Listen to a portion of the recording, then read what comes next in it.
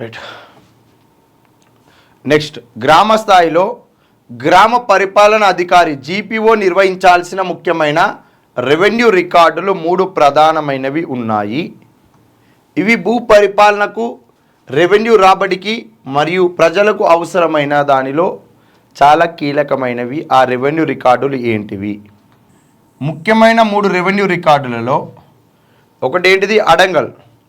అడంగల్ ఎక్కడ ఉంటుందన్నాము? ఆంధ్ర ప్రాంతంలో ఉంటుందన్నాం. ఇందాకనే మనం మాట్లాడుకున్నాం. ఆంధ్ర ప్రాంతంలో ప్రజలకు రికార్డులు ఏ విధంగా ఉండేవి? అడంగల్ పేరిట ఉండేవి. ఈ అడంగల్ ఎవరు నిర్వహించాలి? జీపీఓ నిర్వహించాలి. ఇందులో ఏముంటాయి అనేది ఇందాకనే మాట్లాడుకున్నాం కదండి. రైతు యొక్క పేరు ఉంటుంది, అతని యొక్క సర్వే నెంబర్ ఉంటుంది, అతని పంట వివరాలు ఉంటాయి, నీటిపారుదల సౌకర్యం కలిగిన భూమియా, నీటిపారుదల సౌకర్యం లేని భూమియా, మెట్ట పంటన, మాగాణి పంటన, ఆ వివరాలన్నీ కూడా ఇందులో ఉంటాయి. అదేవిధంగా రైతులు ఈ అడంగల్ పేరిట ఉన్న రికార్డు నుంచి ఎంత రుణాలు తీసుకోవాలి, ఎంత సబ్సిడీలు తీసుకోవాలి, ఆ రికార్డు పేపర్కి పంట బీమా వర్తించే ప్రక్రియలన్నీ కూడా జీపీఓ ఆధ్వర్యంలోనే జరుగుతున్నాయి. ఈ జీపీఓ ఆధ్వర్యంలోనే, ఒకప్పుడు విఆర్ఓ అన్నాం కదా, అతని ఆధ్వర్యంలోనే జరగాలి. భూ యజమానుల ఆధారంగా తాజా పంట వివరాలను నమోదు చేస్తాడు. ఎవరు? జీపీఓ. ఏంటిది? ఈ అడంగల్ అనే రికార్డు పేపర్ ఆధారంగా, ఈ అడంగల్ అనే రికార్డు పేపర్ మీద 10 ఎకరాలు ఉంటే అందులో 5 ఎకరాలు అనేది మెట్ట భూమి, 5 ఎకరాలు మాగాణి భూమి, ఈ వివరాలన్నీ నమోదు చేసేది ఎవరంటే జీపీఓనే నమోదు చేస్తాడు. తప్పుడు నమోదు లేకుండా ఖచ్చితంగా, అనగా పంట భూమి వివరాలు అనేది పంట పండకపోయినా పండుతున్నట్టు సృష్టించి ప్రభుత్వం నుంచి వచ్చే ఏమైనా బెనిఫిట్స్ అనేది వాళ్ళకు అందేలాగా జీపీఓ ఎలాంటి అక్రమాలు చేయకుండా ఖచ్చితమైన వివరాలను నమోదు చేసేలా చూడాలి. అవసరమైతే అతను మెట్ట భూమియా, మాగాణి భూమియా అనే వివరాలు కూడా ఆధారాలతో సహా సరిచూడాలి.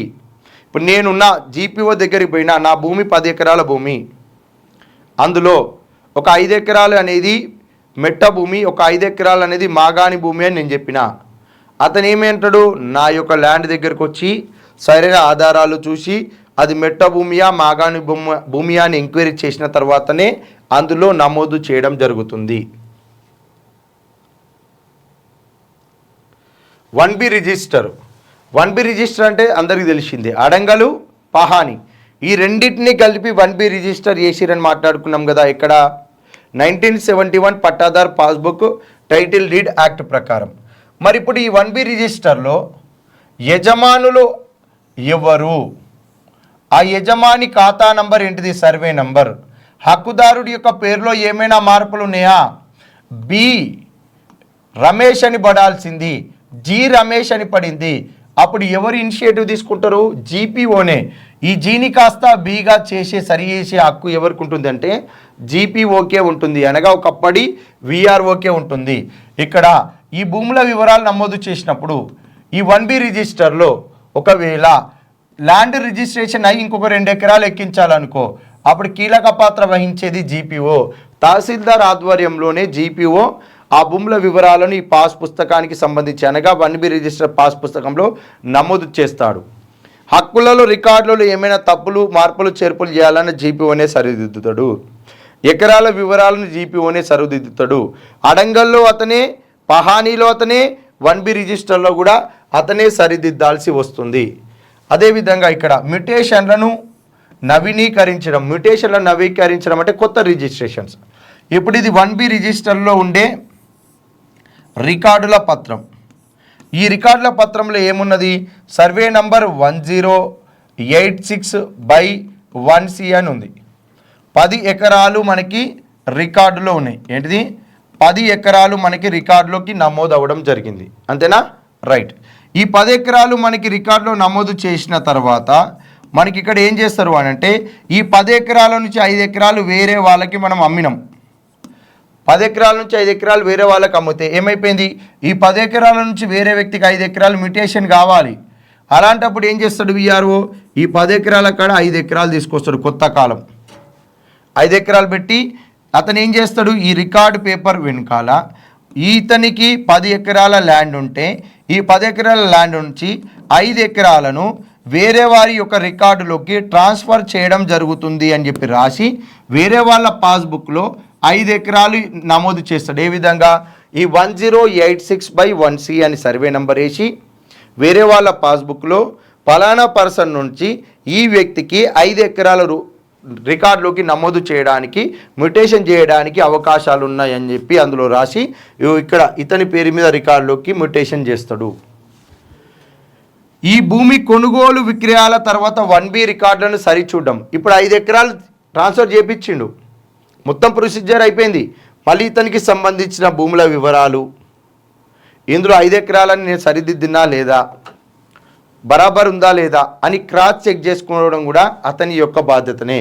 అదేవిధంగా ప్రజలకు అవసరమైన పేపర్లను ఎప్పటికప్పుడు అందించడము, ప్రజలకు రిజిస్ట్రేషన్ వ్యవహారాలకు సంబంధించిన పేపర్లు, అదేవిధంగా వాళ్ళ రికార్డులలో ఏమైనా ప్రక్రియ జరగాలన్నా వాటికి సంబంధించిన పేపర్లు అవన్నీ కూడా ఎప్పటికప్పుడు రెవెన్యూ యంత్రాంగానికి సంబంధించిన అన్ని రకాల వెసులుబాట్లు వాళ్ళకి అందేలాగా జీపీఓనే చూసుకుంటాడు. నెక్స్ట్ పహాని అంటే ఏంది? మన తెలంగాణ ప్రాంతంలో ఉండే రికార్డు. ఏంటిది? తెలంగాణ ప్రాంతంలో ఉండే రికార్డు. ఇది ఏంది? సంవత్సరానికి 2 సార్లు రూపొందించేవారు. తెలంగాణ ప్రాంతం వేరు, ఏపీ వేరు. తెలంగాణలో మనకి ఏముండే? పహాని ఉండే. అదేవిధంగా తెలంగాణ ఏపీ 2 ఏర్పడిన తర్వాత పహాని అడంగలు 2 ఉన్నాయి. ఈ ప్రాంతంలో అడంగలు చూసుకుంటారు, ఈ ప్రాంతంలో పహాని చూసుకుంటారు. అదేవిధంగా ఈ 2 కలిపి ఏర్పడిన 1B రిజిస్టర్ ఉంది. ఈ మూడింటిని మెయింటైన్ చేసేవాడు ఎవరు? విఆర్ఓ. మరి తెలంగాణ ప్రాంతంలో ఏం చేసారు? ఈ పహానీని 2 సార్లు రూపొందించరు సంవత్సరానికి. అందులో ఏముంటాయి? సర్వే నెంబరు, యజమాని, పంటలు మూడింటిలో సేమ్, ఏమీ మార్పులు ఉండవు. కాకపోతే సపరేట్ రికార్డులు ఇవి. వీటితో పాటు ఇంకొకటి కూడా వీళ్ళు మెయింటైన్ చేసేవారు, ఫీల్డ్ మెజర్మెంట్ బుక్. ఏంటిది? Field measurement book. అదేవిధంగా గ్రామ పంచాయతీలో ఇదే విఆర్ఓ ఏం చేసేవాడు? సేత్వార్ అనే బుక్ కూడా మెయింటైన్ చేసేవాడు. ఏంటిది? సేత్వార్. ఇవి మెయిన్ ఫీల్డ్ మెజర్మెంట్ బుక్, సేత్వారు. అదేవిధంగా మన ప్రాంతాల్లో ఇక్కడ మన దగ్గర తెలంగాణలో ఉన్న పహానీని సపరేట్ మెయింటైన్ చేసేవారు, ఆంధ్ర ప్రాంతంలో ఉంటే అడంగల్ని మెయింటైన్ చేసేవారు. ఇగో ఈ 2 కలిపి మనకి ఏర్పడింది ఏంది? 1B register. ఇప్పుడు విఆర్ఓ ఏం చేయాలి అంటే ఫీల్డ్ మెజర్మెంట్ బుక్ను సపరేట్గా రికార్డులకు సంబంధించి మెయింటైన్ చేయాలి, సేత్వార్కి సంబంధించిన బుక్ను సపరేట్ మెయింటైన్ చేయాలి, 1B రిజిస్టర్కి సంబంధించిన వివరాలకు సంబంధించిన అన్నీ కలిపి సపరేట్ మెయింటైన్ చేయాలి. ఎవరు? విఆర్ఓ. ఫీల్డ్ మెజర్మెంట్ అంటే ఏంటంటే మెజర్మెంట్, కొలతలు, భూమి యొక్క సరిహద్దులు, భూమి యొక్క కొలతల ఆధారంగా భూమి విస్తీర్ణము ఈశాన్యంలో ఉందా, దక్షిణాన ఉందా, తూర్పున ఉందా, ఉత్తరాన ఉందా, పడమరన ఉందా, వాళ్ళ యొక్క బౌండరీస్ ఆధారంగా ఒక మ్యాప్ తయారు చేస్తారు. ఆ మ్యాప్కు సంబంధించిన వివరాలన్నీ కూడా ఫీల్డ్ మెజర్మెంట్ బుక్లో ఉంటుంది. ఇది విఆర్ఓ మెయింటైన్ చేయాలి. ఆ మ్యాప్కు సంబంధించిన భూమి వివరాలు, పుట్టు పూర్వోత్తరాలన్నీ కూడా సేత్వార్లో మెయింటైన్ చేస్తారు. వ్యక్తిగతంగా ఒక్కొక్కరి 1B రిజిస్టర్లు అనేది ఏ విధంగా ఉన్నాయి, వాటి మీద కూడా పూర్తి స్థాయిలో బాధ్యత తీసుకునేది విఆర్ఓ. ఈ 3 రకాల రిజిస్టర్లు అతను ఎప్పటికప్పుడు మెయింటైన్ చేస్తూ ఉండాలి. ఒకప్పుడు పహాని, అడంగల్ ఈ రెండింటి ప్లేస్లో 1B రిజిస్టర్. ఇప్పుడు 1B రిజిస్టర్ ప్రామాణికం. అదేవిధంగా సేత్వారు, అదేవిధంగా ఫీల్డ్ మెజర్మెంట్ బుక్. ఈ మూడింటిని మెయింటైన్ చేసే బాధ్యత ఎవరిది అంటే జీపీఓది. అనగా ఒకప్పుడు విఆర్ఓ, ఇప్పుడు అతనే జీపీఓగా ఉన్నాడు కదా, అతని బాధ్యతలే.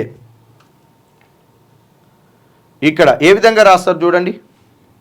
ఫస్ట్ అడంగల్ రికార్డు పేరు, మొత్తం రికార్డు కలిపి ఇదంతా కలిపి ఒకటే అయిపోయింది అడంగలు. అదేవిధంగా ఇది పహాని, ఈ పహాని కలిపి 1B రిజిస్టర్ అయింది. ఇందులో ఏ విధంగా ఉంటే పంటల సాగు వివరాలు, పంటల నమోదు. అంటే ఇప్పుడు పంటల సాగు వివరాలు ఇల్లు ఉన్నాయి అడంగల్లో. ఇది నమోదు చేసే ప్రక్రియ జీపీఓదే. 1B రిజిస్టర్లో కూడా భూమి యజమానుల హక్కులు, అదేవిధంగా రికార్డు వివరాలు. దీని ఆధారంగా మ్యుటేషన్ ఎలా జరగాలి, సరిగ్గా వివరాలు ఉన్నాయా లేదా అని చెక్ చేసేది కూడా జీపీఓని. సంవత్సరానికి 2 పంటలు పండితే ఆ వివరాలు అవి నిజమా కాదా నిర్ధారణ చేసేది కూడా జీపీఓనే. ఆ వివరాలన్నీ కూడా ఇందులో ఉంటే ఇవి చూసుకోవాలి. వీటితో పాటు ఫీల్డ్ మెజర్మెంట్ బుక్ అన్నము, సేత్వార్ బుక్ అన్నము, ఇవి చూసుకుంటే చాలు. మళ్ళీ మనకి ఎగ్జామ్లో వీటికి సంబంధించిన వివరాలన్నీ కూడా సిలబస్లో మెన్షన్ చేస్తాడు. అక్కడ వాళ్ళు ఇచ్చిన సిలబస్ ఆధారంగా డీటెయిల్గా అవన్నీ కూడా మనం చూడొచ్చు.